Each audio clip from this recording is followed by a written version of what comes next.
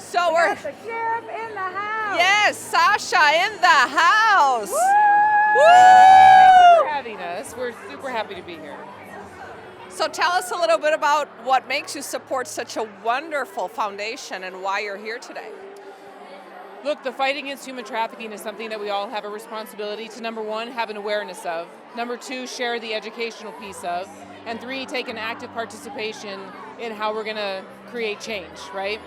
So Julia has the honor of being a detective in our Vice section, and I wanted her to come to share firsthand what they deal with out there every single day, and really the magnitude that they're dealing with. So that's why we came, and I know Kimberly for almost a decade, and I know that the work that they do really matters and has an impact out there on the street.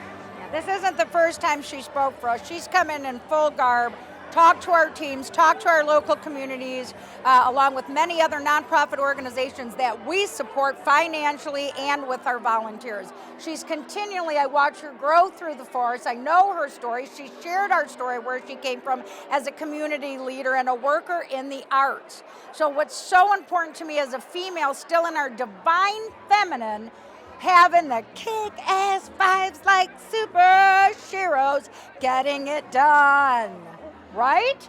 Don't hold back. Julia, tell us a little about your background and your work, because Sasha would like for you to share.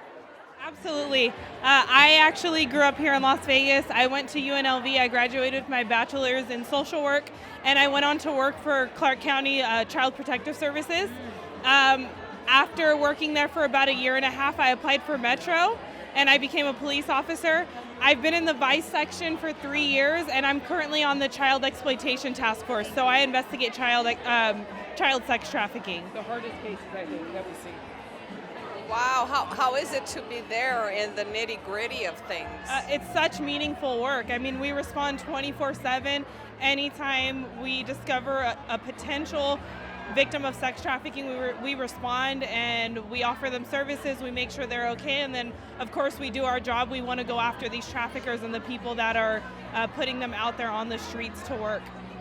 So currently we're working with No Arrest Nights. What's so great to work alongside of this, even though I'm not a counselor, and I used to dream when I was a little girl that I was going to be in counseling, I realized that it wasn't enough money and it couldn't make the big impact that I needed it to. Probably why you shifted as well, to get it out and have a physical armory on yourself to be able to go after what these boogeymen and women are doing.